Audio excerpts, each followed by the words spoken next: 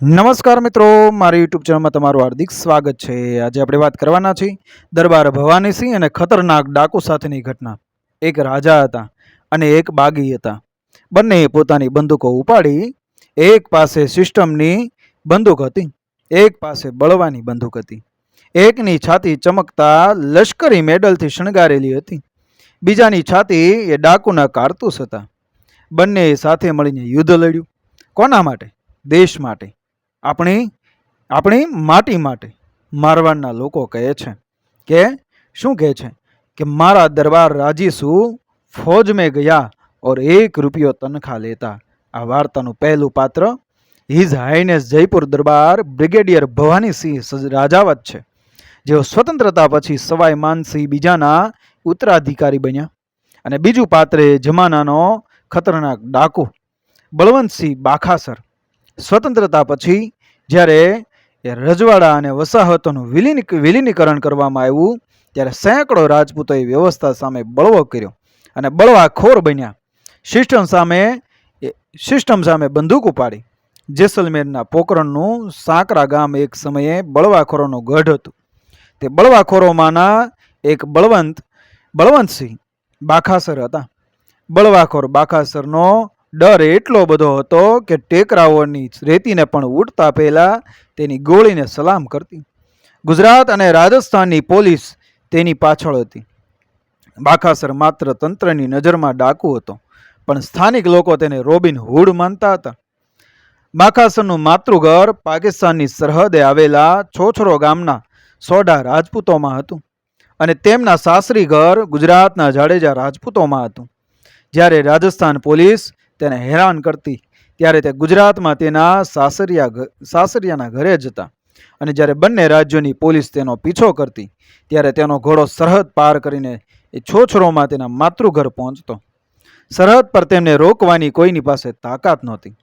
પાકિસ્તાની સેનાને પણ ખબર હતી કે બળવંતસિંહ તેમના મામાના ઘરે આવે છે।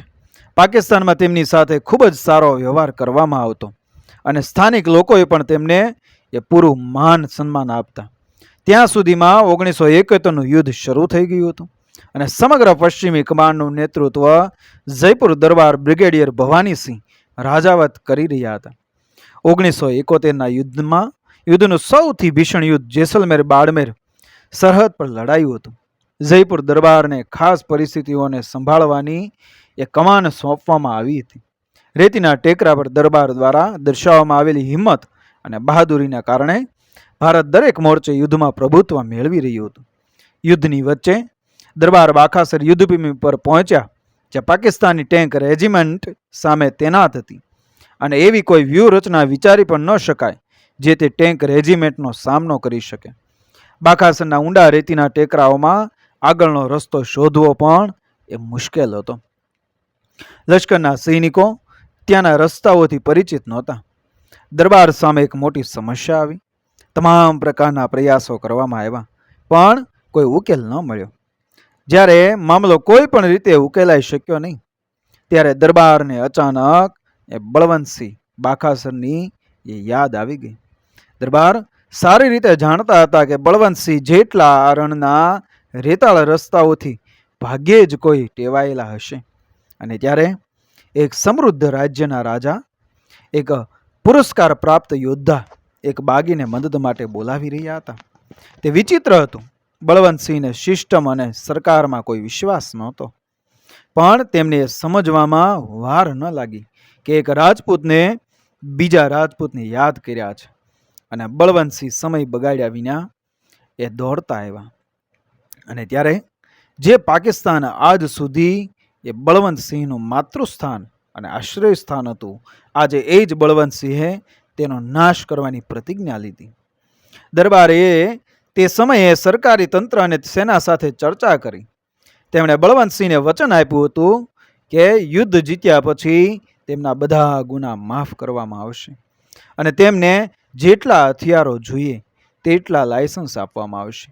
આ વાર્તા બહાદુરી અને હિંમત કરતા વિશ્વાસ પર વધુ આધારિત છે।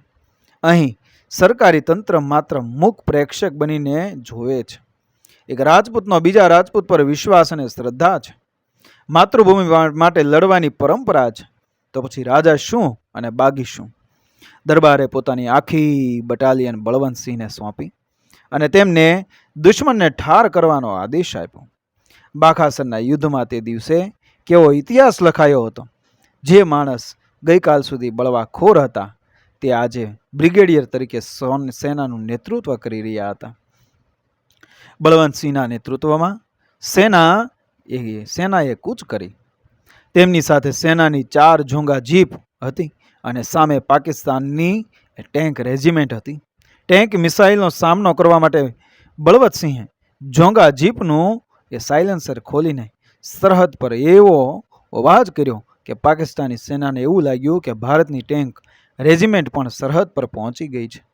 બળવંતસિંહની આ યુદ્ધ કુશળતા જોઈને દરબાર પણ આશ્ચર્યચકિત થઈ ગયા. બળવંતસિંહ એ બતાવેલા માર્ગ ચાલીને પ્લાટૂન પાકિસ્તાન પર હુમલો કરે છે અને આખરે પાકિસ્તાનના છોચરો પહોંચી જાય છે. છોચરોનું યુદ્ધ જીત્યું. દરબાર બ્રિગેડિયર ભવાનીસિંહ રાજાવતની બહાદુરીને દેશભરમાંથી પ્રશંસા મળી. યુદ્ધ જીતીને જ્યારે તે પાછા ફર્યા ત્યારે તેમને મહાવીર ચક્ર એનાયત કરવામાં આવ્યો અને છોછરોના યુદ્ધના નાયક બળવંતસિંહ બાખાસર સામેના એ બધા કેસ પાછા ખેંચી લેવામાં આવ્યા. તે સાથે તેને 2 બંદૂકો રાખવા માટે સરકારી લાયસન્સ આપવામાં આવ્યું. સરકારે બળવંતસિંહને એ કોઈ ખાસ માન આપ્યું ન હતું, પરંતુ જયપુર દરબાર પોતાનું વચન એ ભૂલ્યા નહીં અને બળવંતસિંહને માન આપવામાં કોઈ કસર છોડી નહીં. આજે પણ એ મારવાડમાં મહિલાઓ બળવંતસિંહ માટે ગીત ગાય છે. બલવંત થારી બંદૂક શું થિરકે પાકિસ્તાન. મિત્રો, વિડીયો પસંદ આવ્યો મારી ચેનલ સબસ્ક્રાઈબ કરો, ફોલો કરો, શેર કરો. મળીએ આવી જ ઘટનાને પ્રેરણાદાયક વાર્તાઓ સાથે આગળના વિડીયોમાં. બન્યા રહેજો મારી ચેનલ સાથે. જય શ્રી કૃષ્ણ, રાધે રાધે, જય મા ભવાની.